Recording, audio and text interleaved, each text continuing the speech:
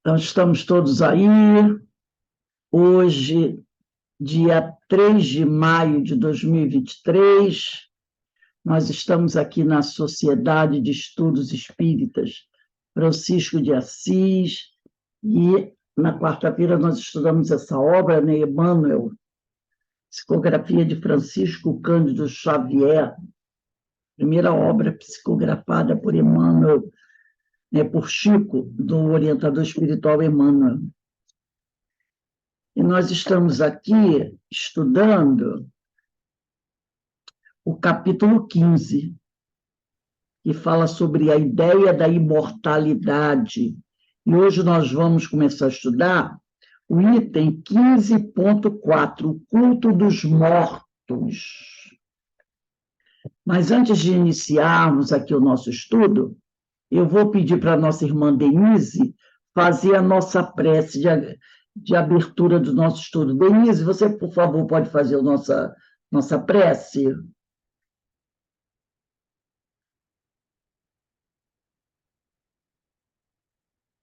A Denise está aí? Denise? Não, acho que ela não está. Iraci, você pode fazer a nossa prece? Desculpa, cheguei. Então faz aí, Denise, a nossa prece de abertura. Pai querido, graças te damos, Senhor, por mais uma oportunidade de aqui estarmos reunidos, em nome do nosso Mestre Jesus, para que possamos nos instruir, refletir e aprender cada vez mais. Obrigada, Senhor, permaneça conosco, nos auxilie a entendermos na essência daquilo que a gente puder compreender, formos capazes de compreender, de assimilar, para que possamos caminhar por melhores passos, melhores caminhos. Muito obrigado, Senhor, muito obrigado por mais uma oportunidade de aqui estarmos. Esteja conosco hoje e sempre. Que assim seja. Graças a Deus. Bem, meus irmãos, vamos começar aqui o nosso estudo. Como eu falei, nós estamos no item 15.4, que fala do o culto dos mortos. E Emmanuel prossegue assim: dentro, porém, de quase todas as ideias dessa natureza, no seio das raças primigênias, que são as primitivas, em seus remotíssimos agrupamentos, o culto dos mortos atinge proporções espantosas. Quer dizer, é o culto dos mortos, né? O culto aos espíritos, àqueles que desencarnaram, porque não importa que tipo de sociedade exista, ou que tenha existido, todas elas, praticamente, faziam, né, esse culto àqueles que já desencarnaram, aos deuses, né, aos parentes. Então, toda a gente vai encontrar, como nós já até citamos aqui em aulas passadas, todas as sociedades fazem seus cultos aos mortos. Né? E no México, né, o México tem isso muito forte, né? Inclusive tem até um desenho falando sobre isso, tem o Dia dos Mortos lá, né, que é uma verdadeira festa no país. Então a gente vai ver que essas sociedades bem antigas, elas sempre fizeram o culto aos mortos, como nós fazemos também. Você pode perceber isso no enterro. O que é um enterro? Né? Tem velório, não tem? Aquele velório que vai a família toda. Hoje até tem sido um pouco mais rápido, mas antigamente durava 24 horas quase, praticamente. Eu me lembro que um enterro que eu fui, não me lembro bem quem era, Aí eu cheguei lá, assim, umas 3 horas da tarde, né? O corpo já estava na capela, era um parente. E aí o pessoal ficava a noite toda, né? Agora eles fecham a capela, mas naquela época não. Era a noite toda, você ficava ali naquela capela. Aí as pessoas levavam coisa para comer, para beber. Normalmente era no Jardim da Saudade. Aí tinha aqueles lanchonetes no Jardim da Saudade, ficava aberto durante a madrugada. As pessoas varavam a madrugada no cemitério, né?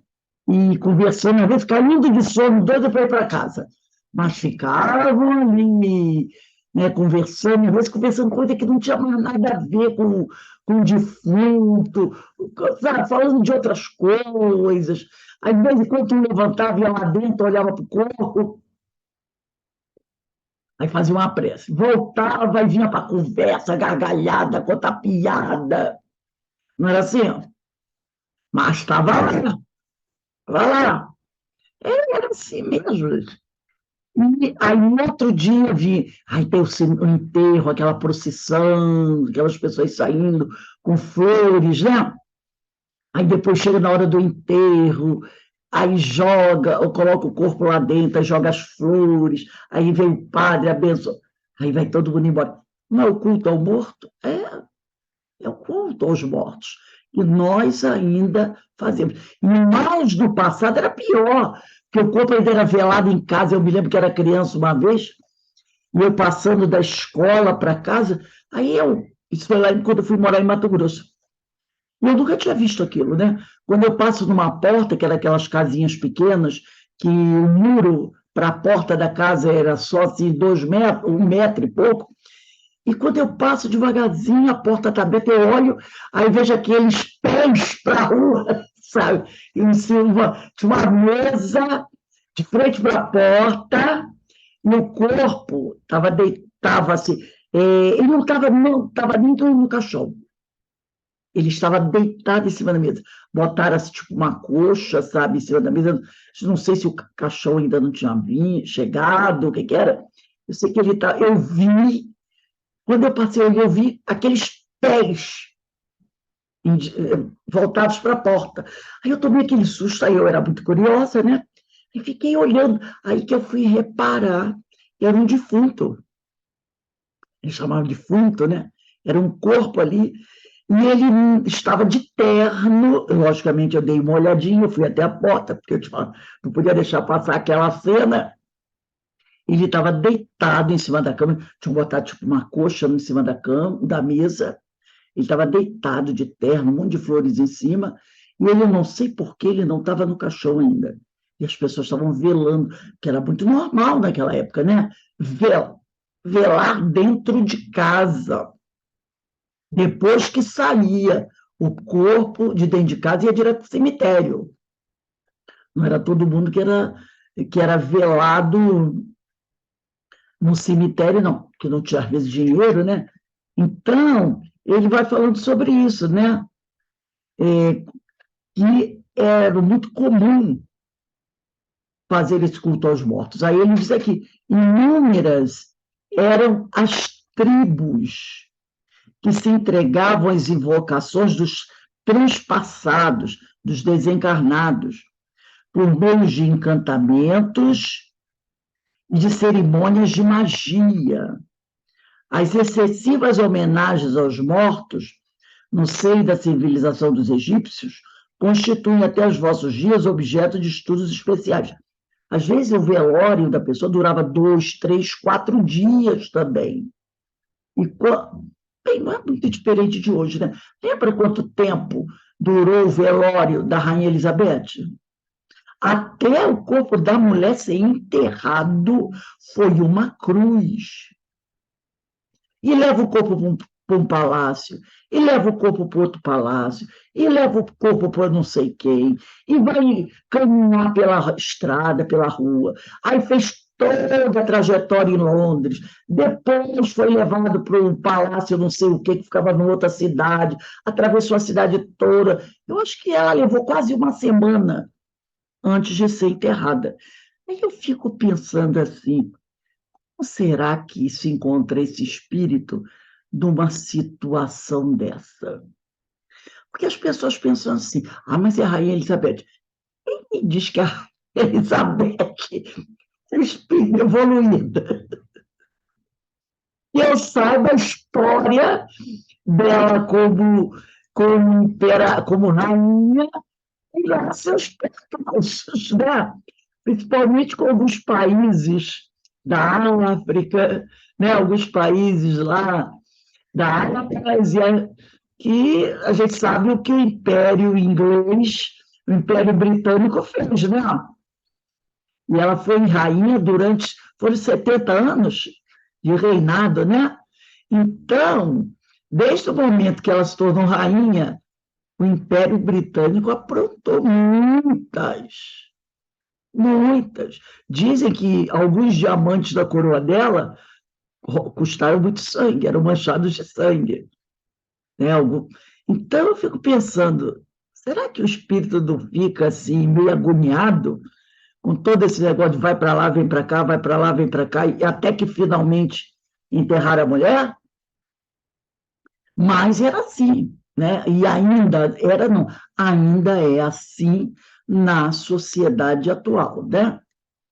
Aí ele fala aqui, toda a vida oriental está amalgamada, quer dizer, está baseada nos mistérios da morte.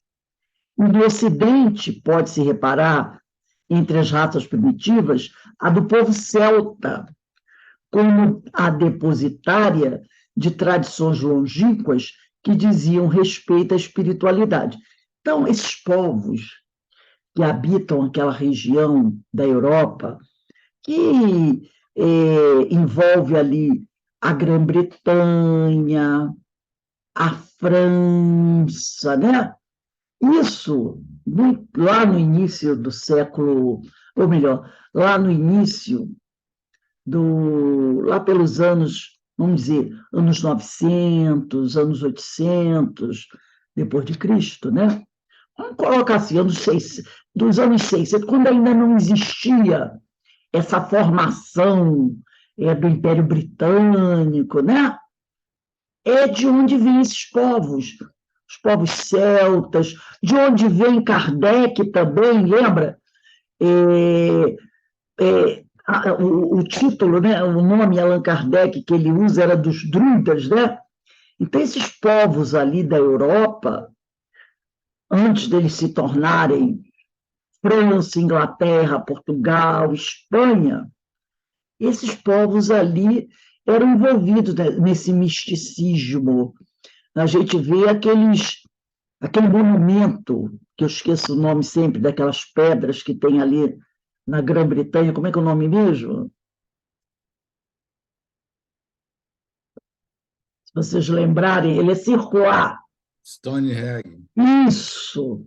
Aquilo vem dessas origens.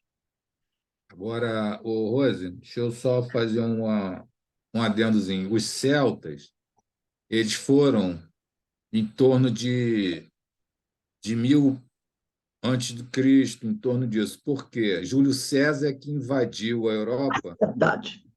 e aí Júlio Druidas. César é que acabou exterminando, influenciando e dominando os celtas. Então, é bem Bem anterior, é verdade.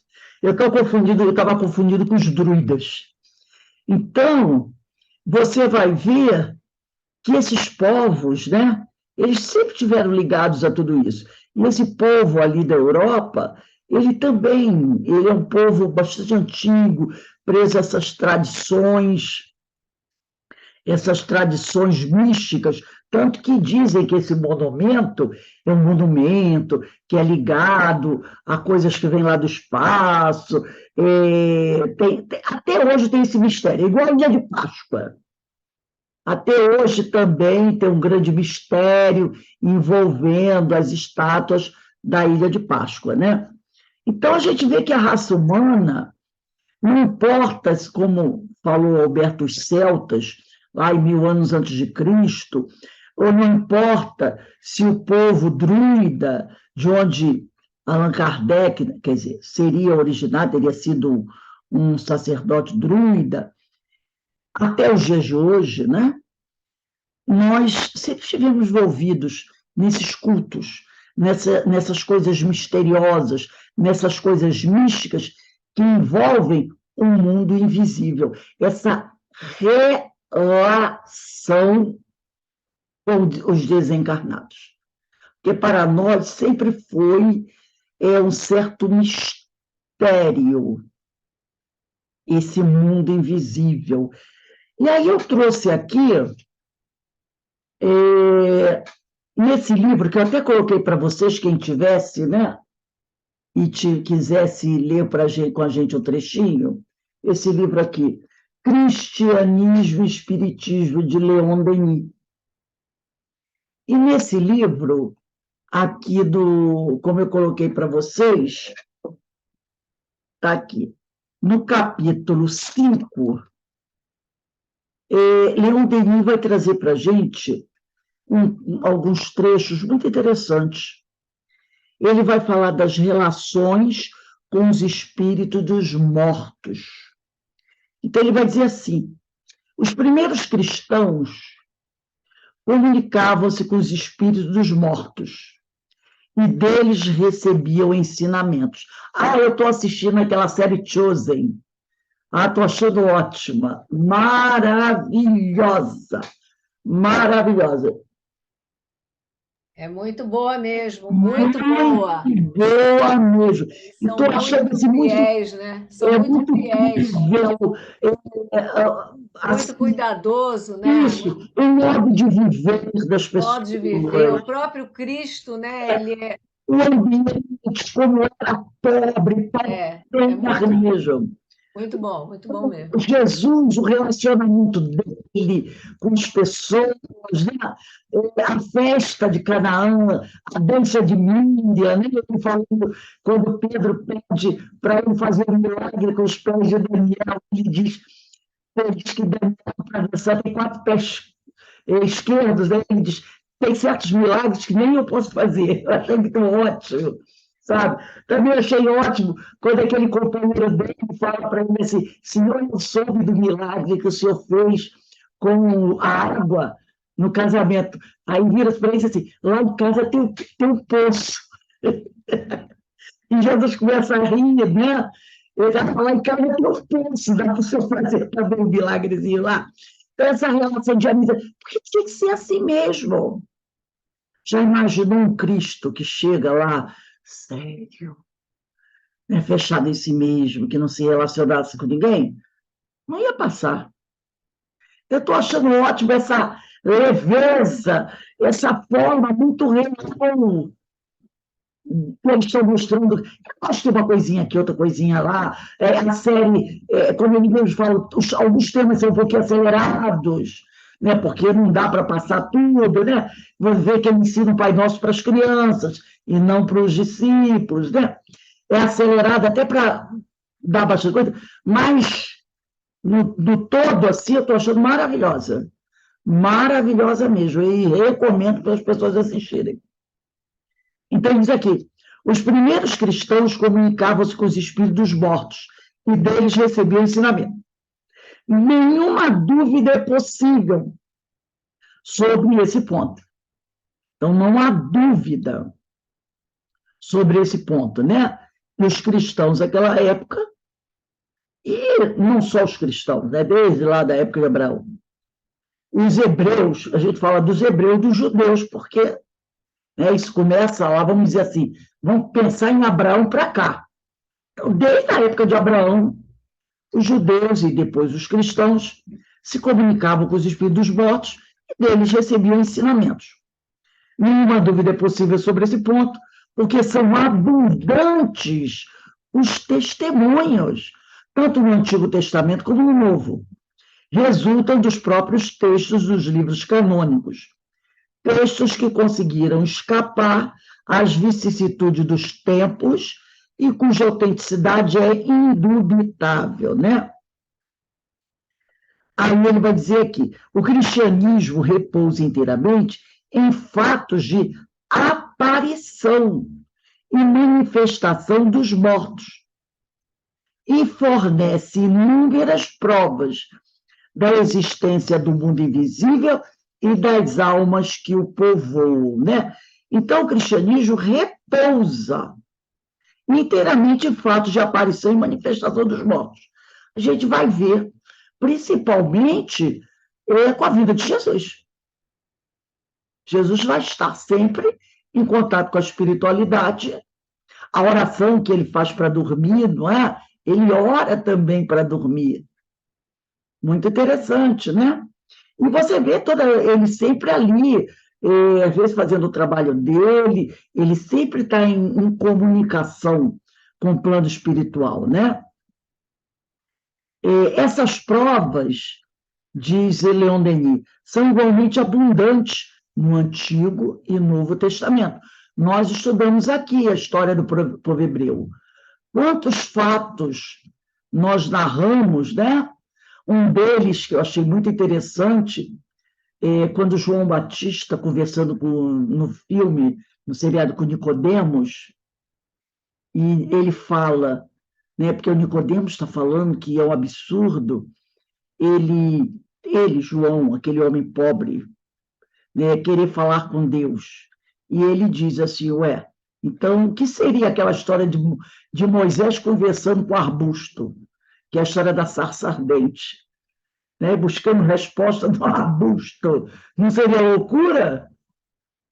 E, no entanto, e aí a gente vê, é muito interessante, a sede do fariseu, que já entendeu que aquilo que ele está buscando dentro daquela religião, ele não vai conseguir buscar. E tem um momento que eu achei muito interessante, e vem bem dentro disso, a conversa dele com aquele discípulo dele, que é Michael, um negócio assim, que é um cabeça assim, né? E ele fala, né, porque esse discípulo dele, ele só acredita no que está ali, que só existe aquilo que está escrito nos textos. E aí ele diz, Nicodemo diz, mas não é muito pouco? Né? Não é muito pouco? Quer dizer, nós temos só o que até o último profeta, né? Antes, ele fala, porque até então eles ainda não entendem, não aceitam Jesus. Então, Jesus não está na história, né? Então, ele diz assim, Malaquias, aí ele diz, quer dizer, que Deus falou tudo até Malaquias, e fechou e acabou. Eles, não é muito pouco, e aí? E depois? Aí ele fala assim, vamos imaginar os saduceus. Os saduceus só aceitam os 5 livros de Moisés, né? Que é Gênesis, Deuteronômio, Levítico, Número, Êxodo. Eles só aceitam esses 5 livros. Para eles, não existe mais nada além dos 5 livros. Aí ele diz assim, então, se a gente for pensar no caso dos saduceus, eles perderam a beleza dos juízes, de Samuel, de Ruth, de Reis, de Crônicas, de sabedoria, dos salmos de Davi. Que eles achavam que Deus só falou através dos 5 livros de Moisés. E o que veio depois, os saduceus não aceitam. Então, eles perderam essa beleza do que veio depois. E se a gente aceitar que tudo terminou em Malaquias, a gente vai perder a beleza e vem depois de Malaquias. Ô, Rose, Ouro. Vai. a gente pode até fazer um paralelo, né, com a nossa doutrina, e tem pessoas que só aceitam Kardec. Feito. E depois André Luiz, Emmanuel, aquilo para eles não tem importância. Você vai perder a beleza do que vem depois. Da exegese de Emmanuel, que eu assisti uma palestra essa semana, um companheiro falando sobre isso, né? Ele dividindo a obra de Emmanuel, falando sobre o livro Pão Nosso, Caminho, Verdade, Vida, Vinha de Luz, aí Ceifa de Luz, e tem outro também, que eu esqueci o nome que completa esse grupo, que ele fala que se dedica a um tipo, depois vem religião dos espíritos, vem justiça divina, vem espírito de verdade, e depois vem outros trabalhos. Então a gente vai ficar preso ali, até sabendo que Kardec não disse tudo, né? Até sabendo que Kardec não disse tudo. Que Kardec nem alcançou a Revolução Russa, né? Não passou nem pela Primeira Guerra Mundial. Ele morreu em 1868. Kardec não viu nem a libertação dos escravos na maioria dos países. Né? Então, fica meio complicado.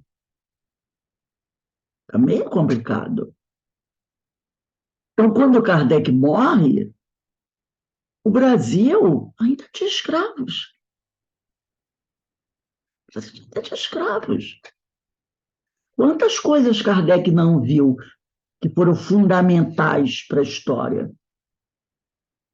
E daí para frente? Tudo isso aí está perdido. A doutrina não pode discutir, não pode abraçar. Então, achei muito interessante isso que ele fala, né?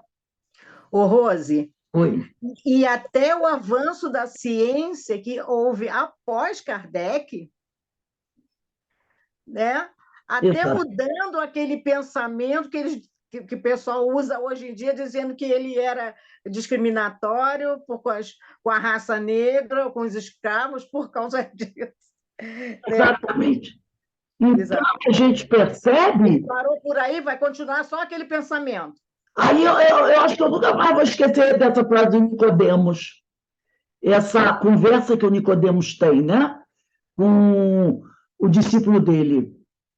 Então, o Leão Denis vai falando aqui.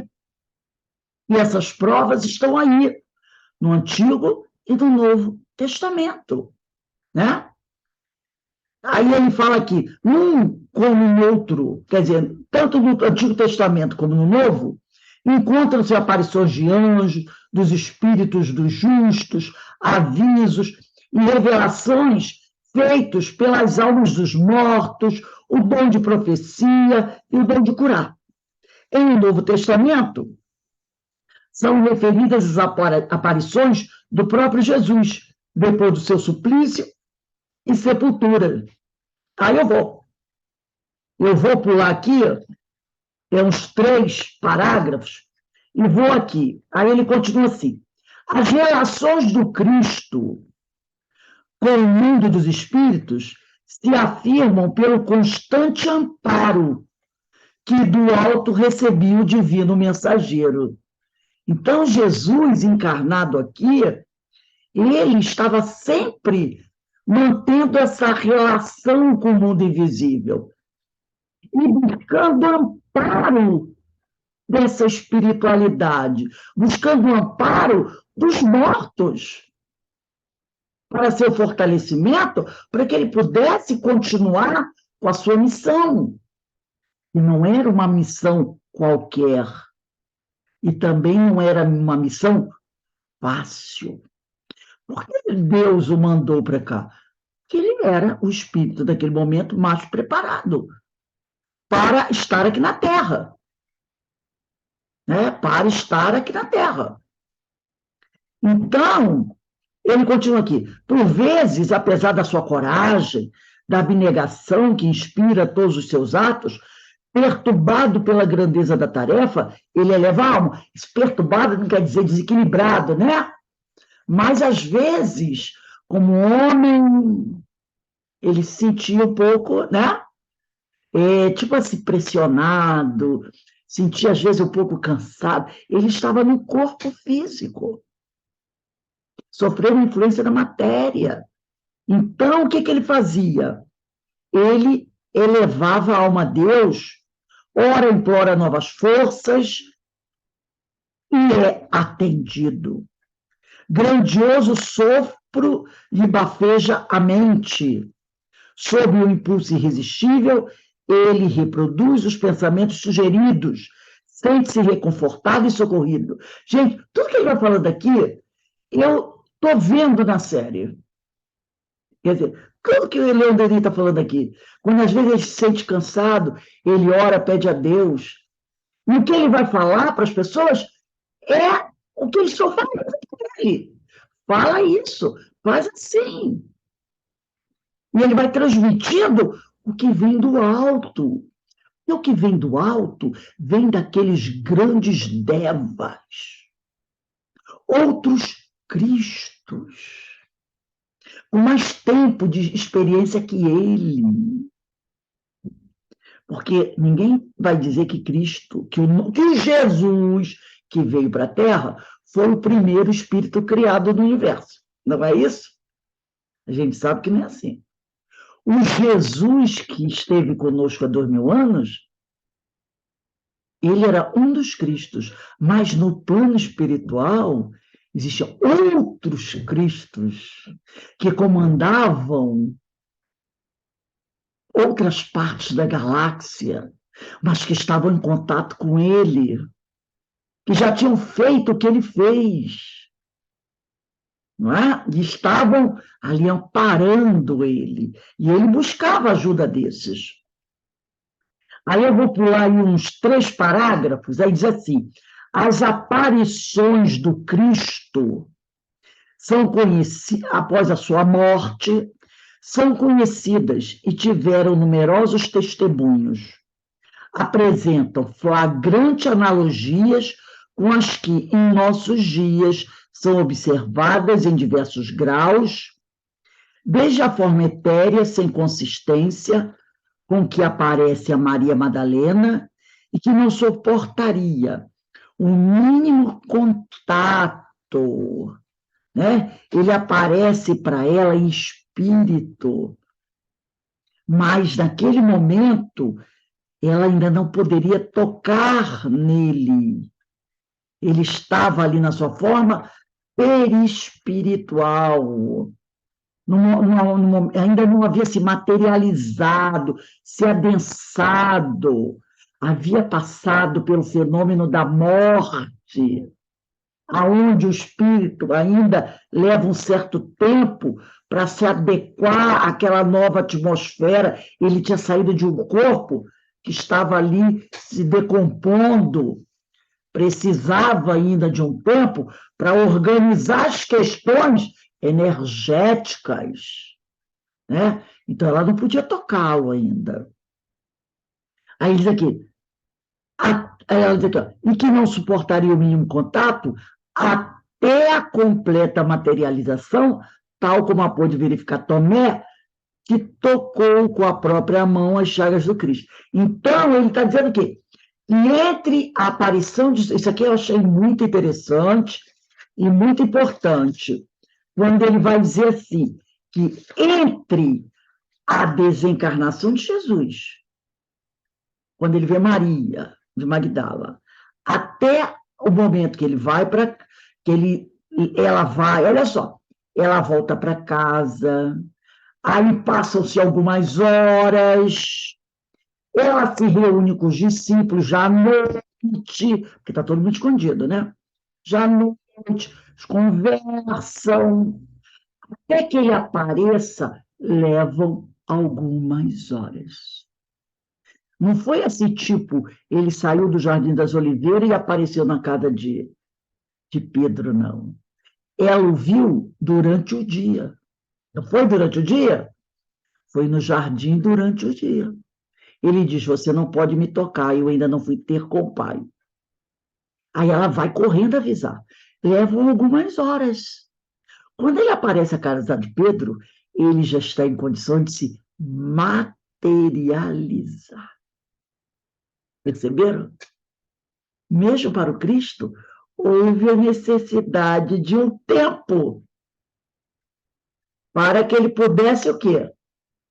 Equilibrar toda aquela energia, para adensar esse corpo perispiritual, para fazer uma materialização tão bem feita que Tomé pudesse tocar na mão dele.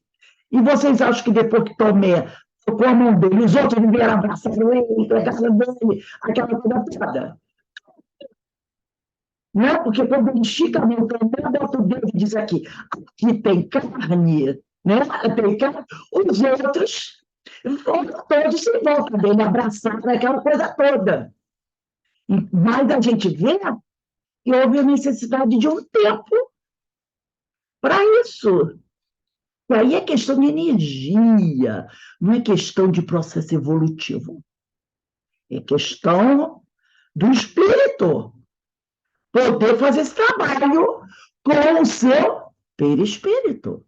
Ô, Rose, porque ele disse até que ele ressuscitaria, né, no terceiro dia. Exatamente. Né? Então, houve um tempo, né? Não é Houve assim um tempo. uma vez.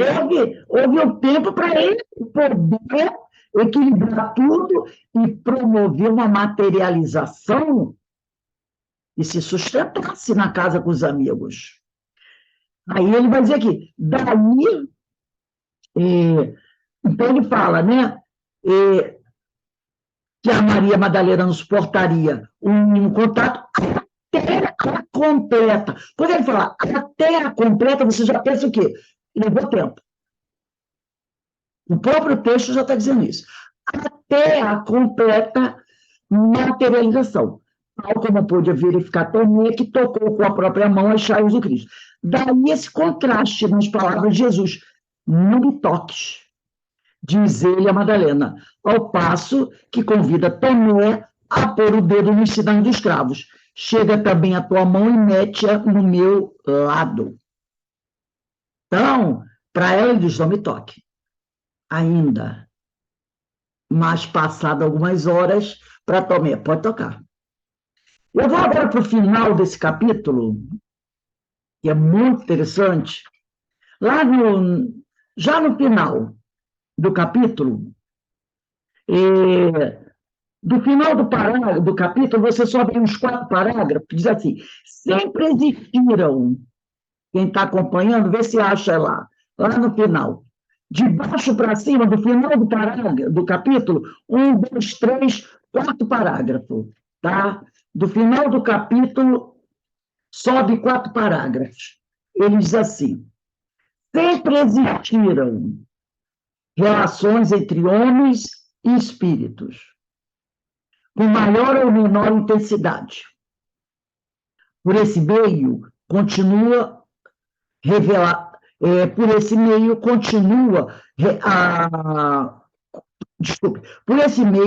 contínua revelação se propagou no mundo. Então, essa revelação contínua que vem vindo até hoje, ela vai se revelar, sim, nesse intercâmbio dos espíritos com a humanidade. Então, ele fala, por esse meio, contínua revelação se propagou no mundo. Flui, através dos tempos, uma grande corrente de energia espiritual, cuja fonte é o mundo invisível. Por vezes, essa corrente se oculta na penumbra, vai se encontrar dissimulada sob a abóbada dos templos da Índia e do Egito, nos misteriosos santuários da Gália e da Grécia. Só dos iniciados e dos sábios é conhecida. Naquela época, né? Naquela época, eram os sábios, os iniciados, que conheciam esses mistérios, podemos dizer assim. Mas também, às vezes, em épocas determinadas pela vontade de Deus, surge dos lugares ocultos, reaparece em pleno dia, à vista de todos, vem oferecer à humanidade esses tesouros, essas magnificências esquecidas, que a vem embelezar, enriquecer e regenerar.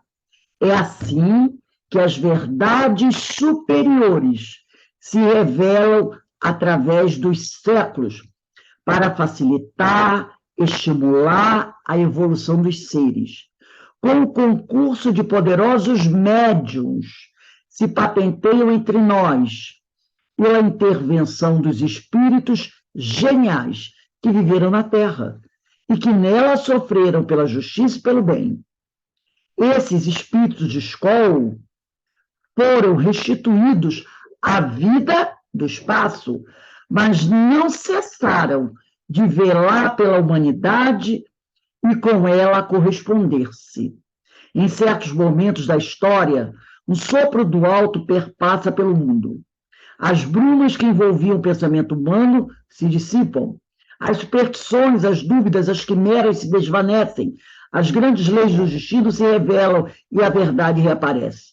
Felizes, então, os que a sabem reconhecer e agasalhar.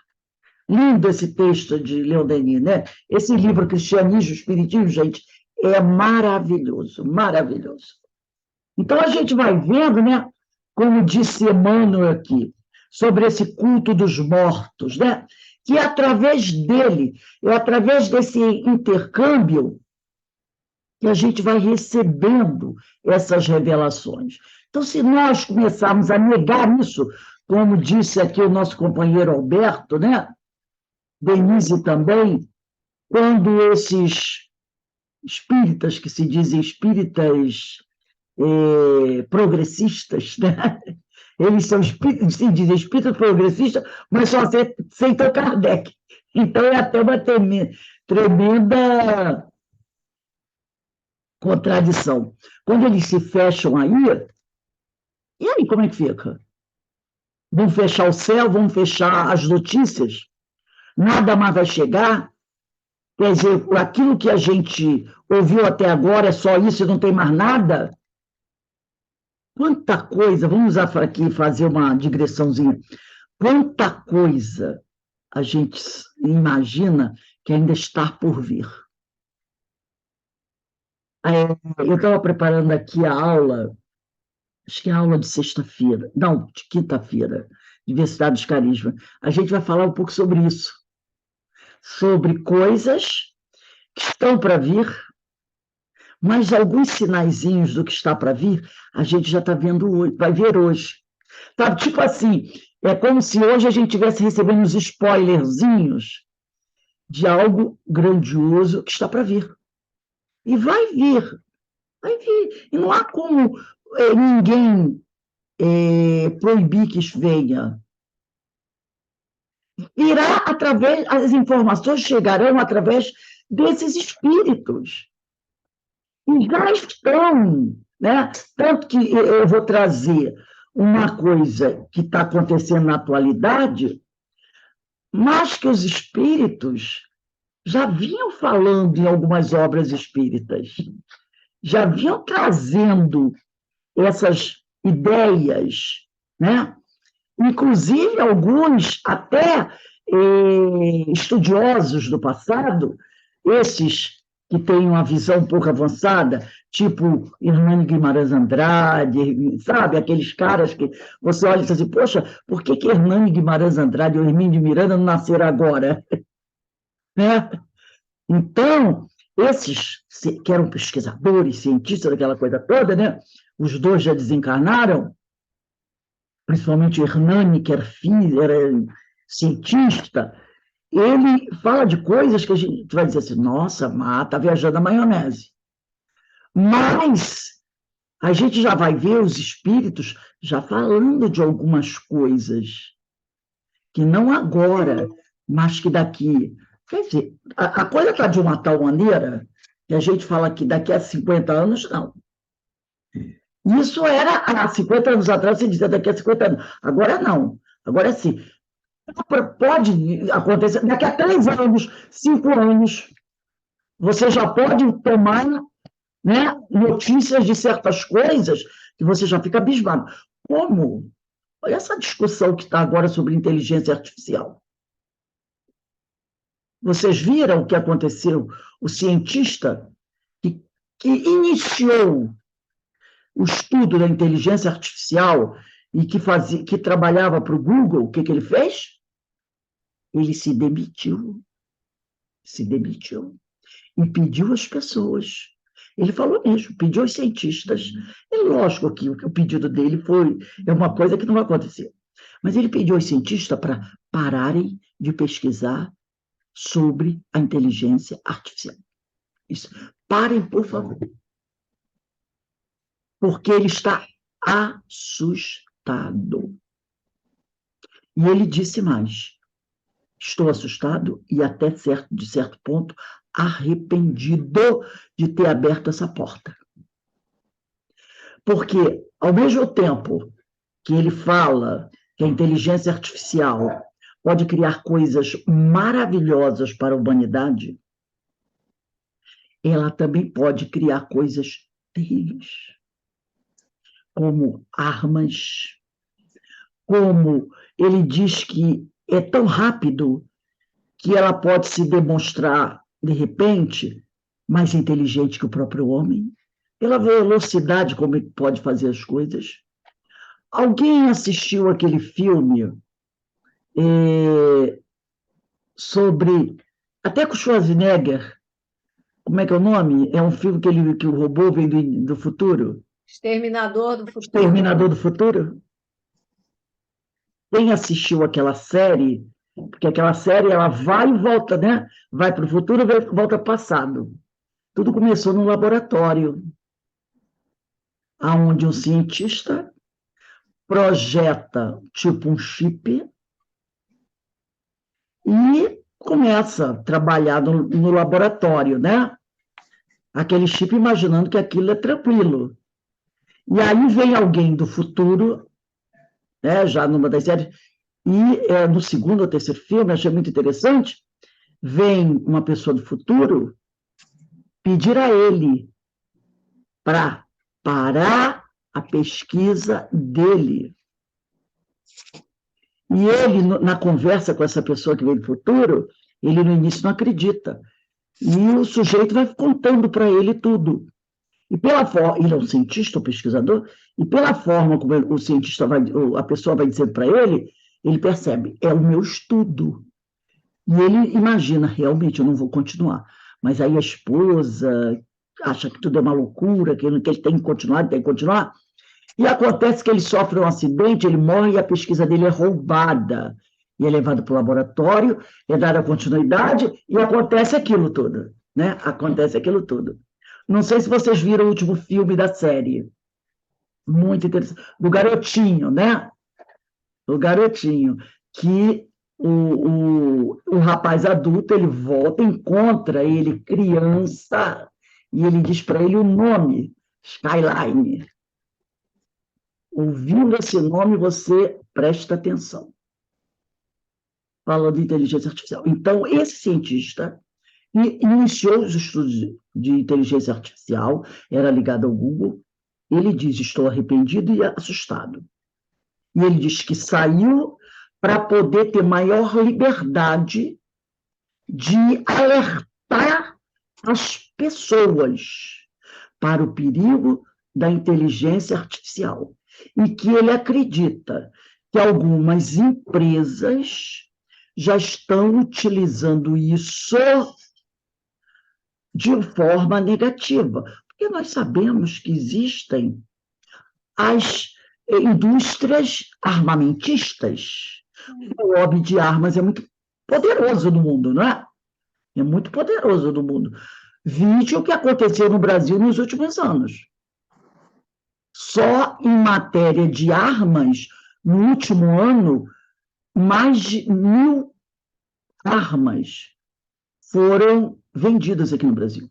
Foram liberadas para os tais dos CACs, né? São colecionadores, caçadores. E ter aqui no Brasil clube de caça. Caçar animais, não é? Então, o sujeito tem armas de todo tipo para sair pelo sertão aí do Brasil, Caatinga, selva amazônica, para matar. Porque se você é um caçador, você não vai querer colocar em prática aquilo. Não, eu sou caçador só de nome. Não faz sentido. Colecionador, tudo bem, não, o cara é colecionador. Tem colecionador de carro, tem colecionador. Mas tem tanta coisa para a gente colecionar bem, né? O perigo do colecionador ser roubado. Toda aquela coleção de armas, de todo tipo, né? Armas grandes, armas pequenas, serem levadas. Mas tudo bem, ele é colecionador. Ele não dá nenhum tiro com a arma dele, ele é colecionador. Ele bota lá, nas prateleiras, em exibição. Até aí tudo bem, colecionador. Atirador, pode ser um esporte. Tem nas Olimpíadas, né? Todo tipo, tem da arma pequena à arma grande. E ele é um atleta, vamos dizer assim. Até aí tudo bem. Então, colecionador, o atirador esportivo, tem todo tipo. Para mim não tem problema nenhum. Mas a terceira letra para mim tem. Eu, caçador. Gente, por que caçar animais? Qual é a graça de você matar? Vamos falar só aqui do Brasil. Uma onça, um tatu-bandeira e outros animais nossos. Desculpa, um tamanduá-bandeira. Graça. Agora vamos pensando, você sai do Brasil, você é caçador, tem a sua licença, você vai para a África para derrubar um elefante, uma girafa, um rinoceronte. Para quê? Né? Um elefante, né? Uma girafa, um leão. Qual é a finalidade de fazer um negócio desse? Um animal, um tigre. Você já viu um tigre? Que beleza, um tigre. E você abater aquele animal, um urso nos Estados Unidos, você abater um tigre com uma bala, você mata um tigre, um animal daquele porte majestoso. Então, são coisas, né? Que a gente tem que refletir um pouquinho. Agora, a gente sabe também que o aumento de armas do nosso país cresceu muito. Olha quantas tragédias estão acontecendo. Também não foi só no Brasil, no mundo todo. Hoje mesmo parece que houve uma tragédia na Bélgica. Mas adivinha o que eles invadiram? Uma escola. Parece que foi na Bélgica. Uma escola. Várias crianças foram mortas. Os Estados Unidos, então, é em primeiro lugar nessas questões, né? Quase toda semana você tem uma tragédia numa escola por causa do uso de armas. Então, como a gente estava falando, essas indústrias armamentistas, indústrias bélicas, elas querem usar a inteligência artificial. Eu estava lendo uma matéria, sabe qual seria a ideia? Olha só que história. A ideia é fabricar robôs com aparências humanas para formar exércitos para ir para a guerra. Entendeu? Ou então, uma outra ideia é que aí o pessoal vai dizer assim, mas eles não vão fazer isso, experiências humanas. Gente, experiências humanas já acontecem. E não é de agora que acontecem.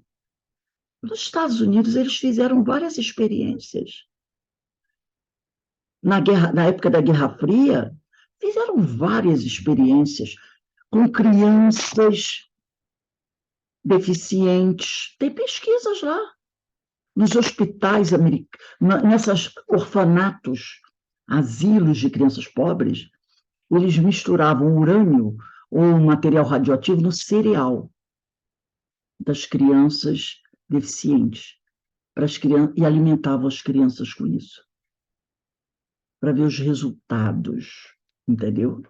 Então, quem dirá que eles não poderão fazer experiências com inteligência artificial em presídios, em hospitais com pessoas com deficiência? Quem dirá que não vão fazer? Colocar chips nas pessoas para ver o que vai acontecer com elas. E aí, como é que fica?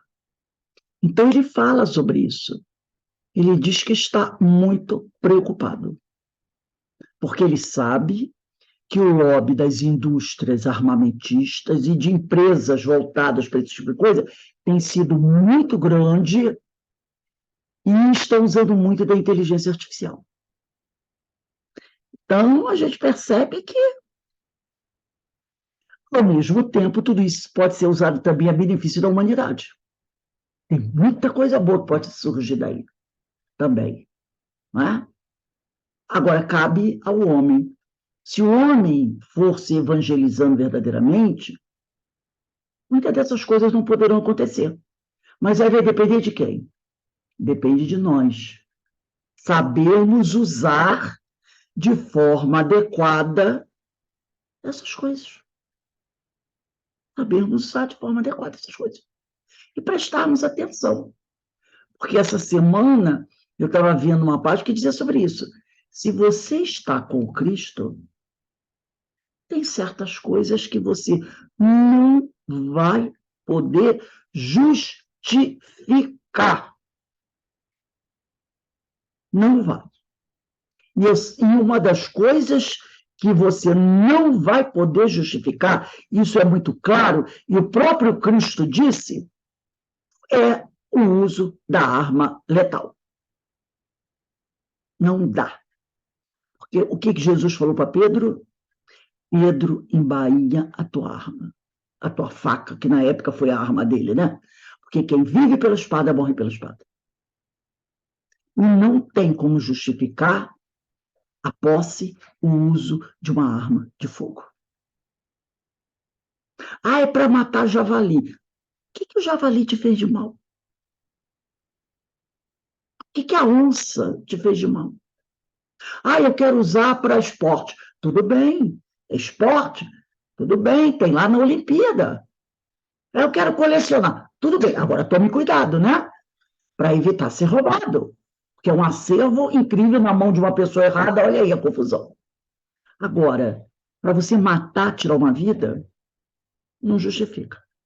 Então, vamos lá para o item 15.5, a evolução dos sistemas religiosos. A ideia da imortalidade é latente em todas as almas, é o substrato, é a essência de todas as religiões antigas e modernas. Os sistemas religiosos, em cada período de progresso humano, renovam-se na fonte de verdade relativa que promana do alto, compatível com a época.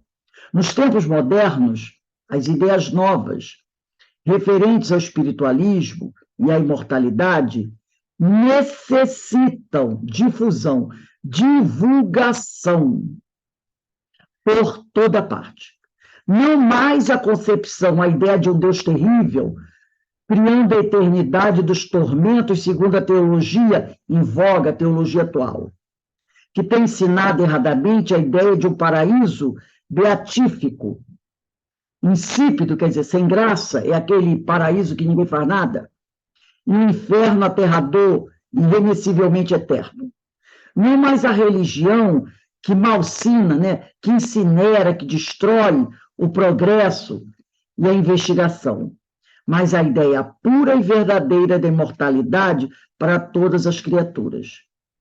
A vida estuando, quer dizer, agitando-se em todo o universo, e a luta em todos os seus mais recônditos, quer dizer, nos lugares mais ocultos, redutos, argamassando, quer dizer, dando firmeza à custa dos esforços de cada um.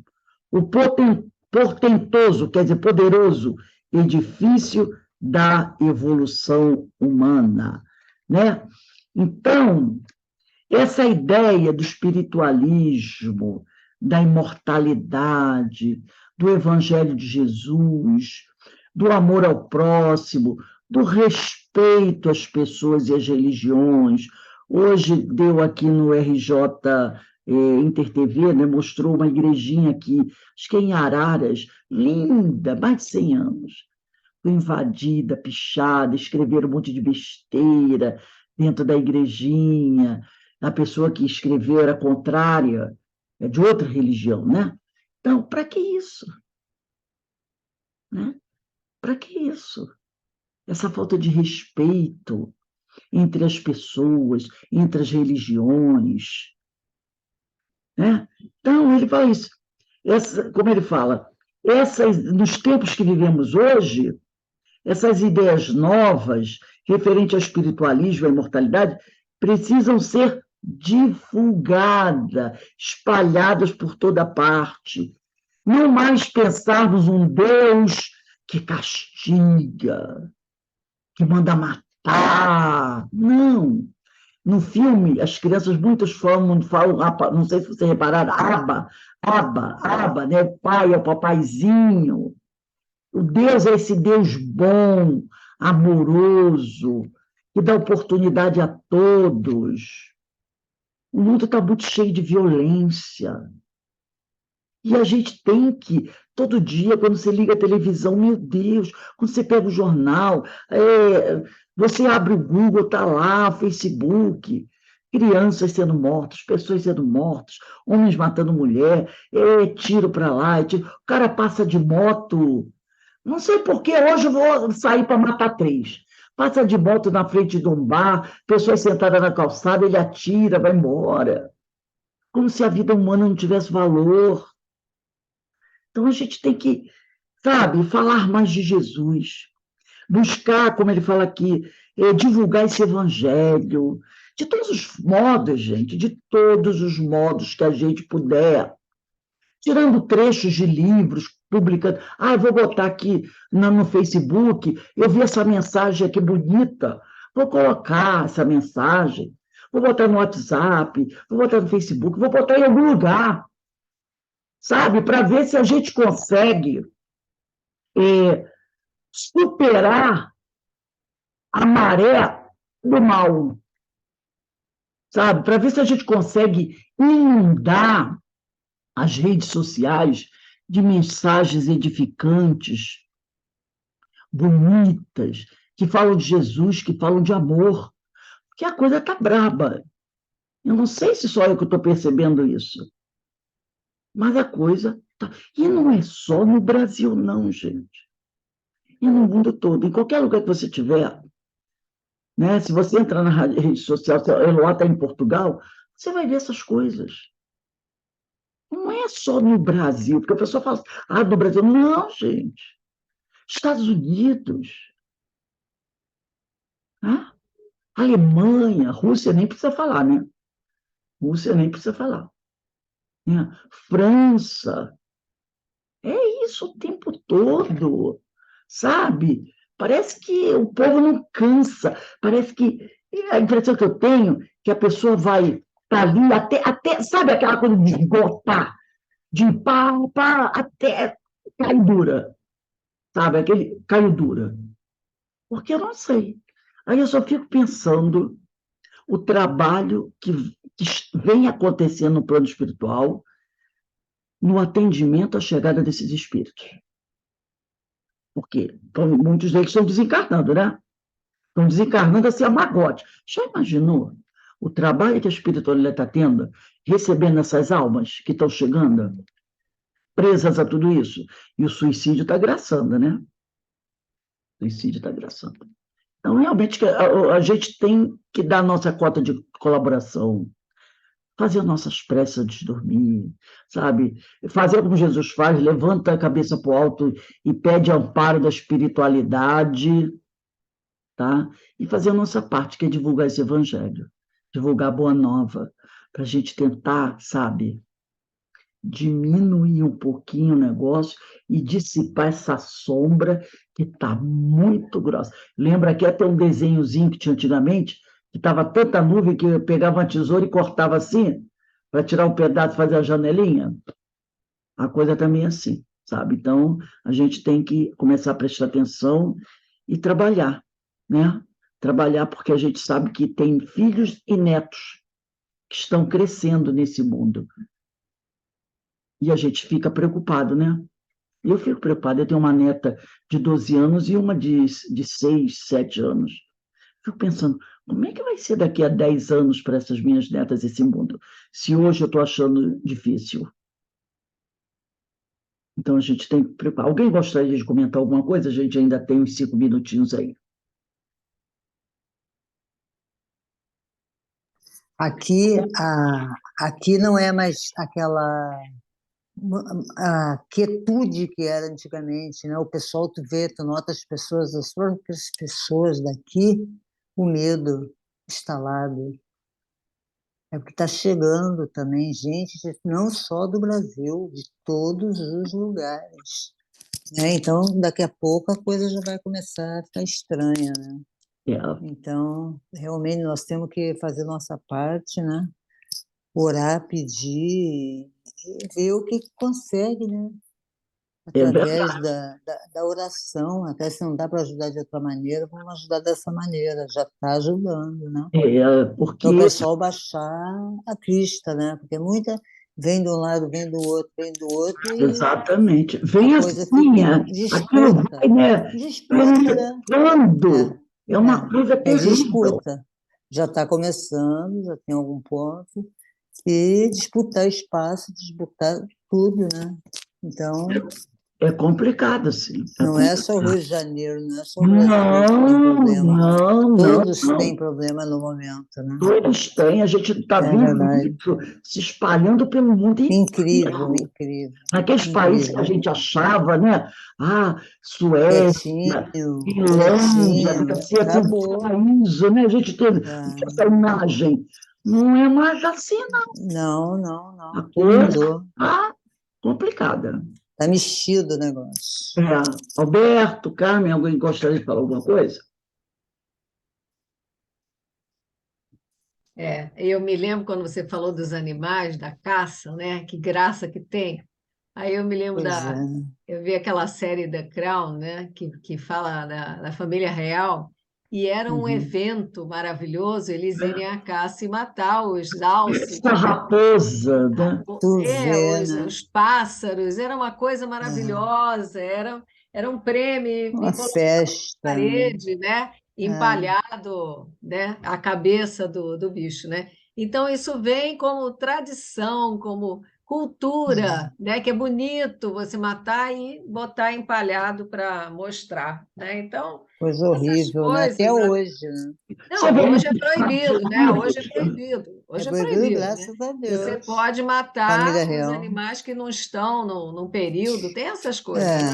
você Então, vê nos pelo amor Estados de Deus. Unidos, o povo carrega tanto essa ideia do armamento, que faz parte da Constituição deles, que eles têm o direito de ter armas, porque eles promoveram a libertação deles, a revolução deles através de armas. Então, na Constituição americana tem isso colocado, né? Mas lá é muito comum. Aqui no Brasil, um garotinho faz aniversário com seus 5, 6 anos, o pai dá uma bola, né? A bola de futebol, quem sabe, né? Vai ser o Pelé no futuro. Lá não. Muitas vezes a criança de 5, 6 anos, principalmente dessas Texas, Arkansas, essas partes assim mais, Aham. dá uma espingarda. Vocês já viram isso? É, pois é. Dá uma arma Já para vi a filme criança. com isso, né? A Que criança loucura, né? pequenininha, né? Um menino de Um 5, 6 anos, disparo, ganha do pai a sua espingarda. E espingarda, depois o pai aquelas. leva, né, para ensinar ele a caçar, a atirar, a matar os veados, né? Que lá tem essa coisa da caça ao veado, esse negócio todo em alguns estados, né? Então é muito tradicional isso, a criança ganhar sua arma. Aí depois, É, né? outra coisa para dar de presente para o filho, Deus. mas faz parte da cultura deles, né? O uso da arma, ter a arma de fogo e dar como presente para o filho a arma. E o lobby da arma lá é muito armamentista, ela é muito pesada, é muito pesada. É. Mas, meus irmãos, é assim. Uma hora isso vai melhorar. Agora a gente tem que fazer a nossa parte, né? Temos que fazer a nossa parte e não esmorecer de jeito nenhum, para que a gente veja se a gente consegue melhorar um pouco esse panorama todo que está por aí. Então, vamos encerrando aqui o nosso estudo da noite de hoje. Eu vou pedir para a nossa irmã Carmen fazer a nossa prece de agradecimento. então, Senhor, estamos aqui agora agradecidos por essa aula, por esse estudo, e só temos a agradecer o conhecimento amealhado e a nossa responsabilidade diante de tudo isso que comentamos hoje, né? E precisamos fazer a nossa parte, como nos disse a nossa amiga Rose, divulgando o Evangelho, procurando a cada criatura que nos deparamos, a cada momento, nossa responsabilidade com as mídias sociais, e que possamos realmente fazer a diferença, fazer a nossa parte diante de tudo que recebemos, diante do conhecimento que temos hoje.